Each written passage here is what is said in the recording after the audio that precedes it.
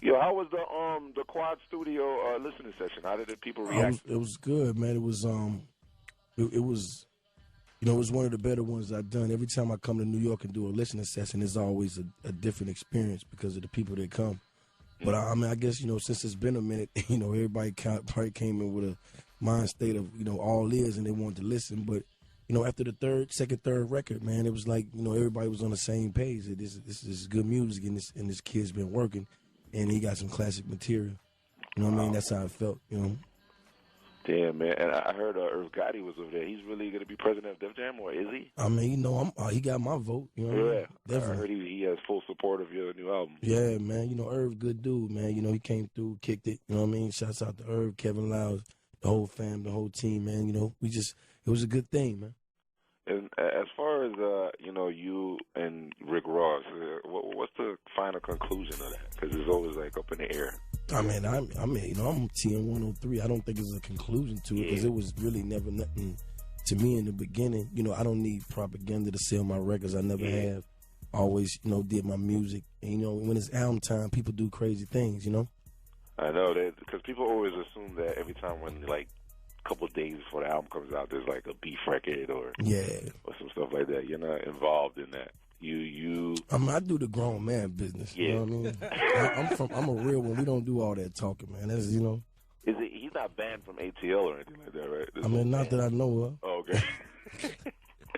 No, but and as far as beef being squashed, or it hasn't even went that far, or there ain't no beef. Period. I mean, I'm a real one, bro. I don't do beef. If it's a problem, let's get to it. Let's get it done. Ain't nothing to talk about. You know what I mean? Yeah, I like Jeezy, man. Jeezy be going in super hard. Jesus Christ. Is there a favorite record on the album that you love? You think is the best situation? I like the OJ record a lot. You know what I mean? I definitely like the Neo record because Warren G produced it. He's one of my favorite producers. The High Learning with Snoop and Devin the Dude is crazy. Shouts to Lil C. Devin the Dude is one crazy perverted motherfucker. I don't know him like that.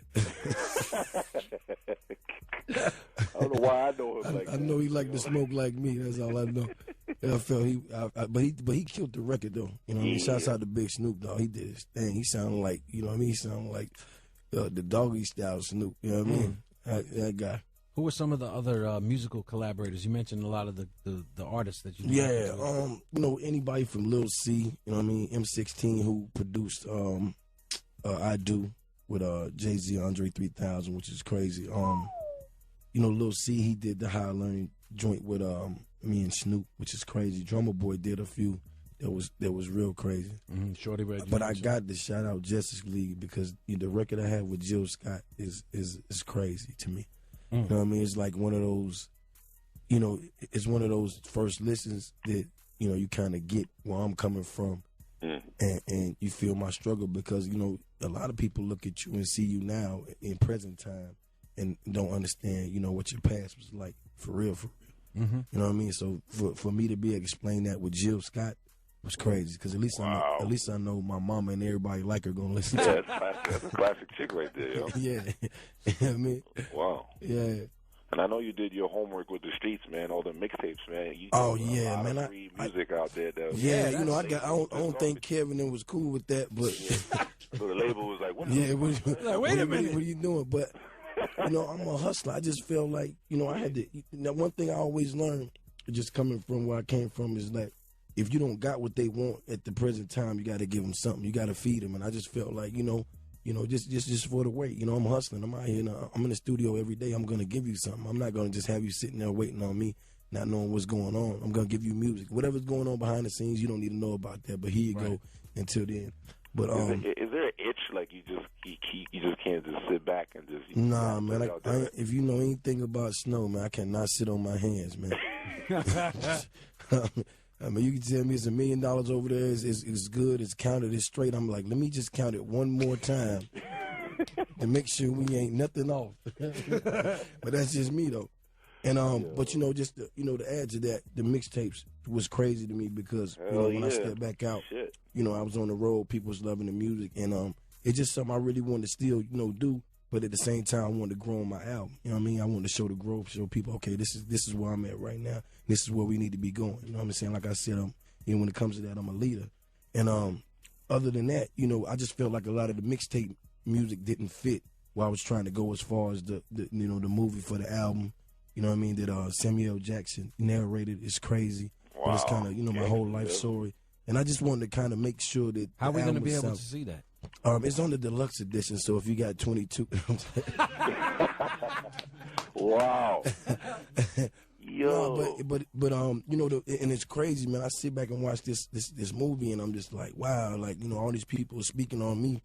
And, a lot of it is good stuff, a little bad stuff in there, but, you never understand who you are until you sit back and listen to somebody else have a conversation about you. Wow. And just to have, Samuel just talk about, my mom's me, some of my homeboys I know he shouldn't know.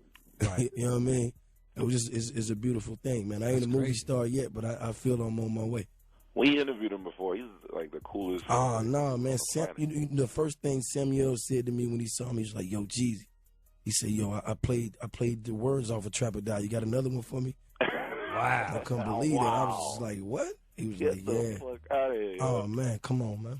He's very honest, man. Yeah. He gonna tell you how he feel. He hit me from time to time now just to check in. Like, he a real dude, man. I get him. Man. Yeah, he's so fucking honest. He'll be like, yo, this movie I'm promoting is whack, but we could act like it's hot, all right? Yeah. But one thing I do like about him, though, I feel like he's the Jeezy of the movie game. He hustles. Like, you're not gonna out hustle that dude. No. You're not gonna beat him.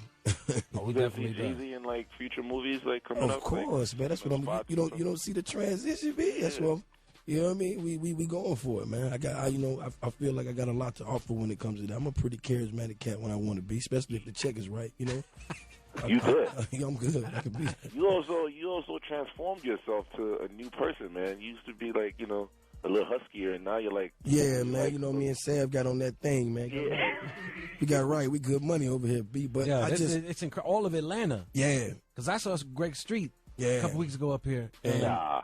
New man. But you know what it was, man? It's like, I figured I'm getting this money. I want to at least be around here to spend it. And then, you know what I mean? Be here for my son, but those seizures, yeah. Yo, what's wrong with you, dog?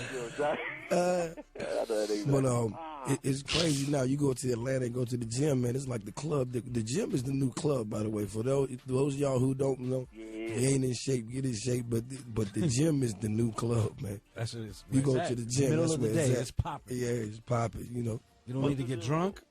What's the deal with your shirts that got bootlegged so hard? Are you gonna come out with your? No, I mean, because right now, I really been on 8732. You know what I mean, hard, and it's crazy that you said that because it's like right now I have the #1 urban clothing line in America. And, hot.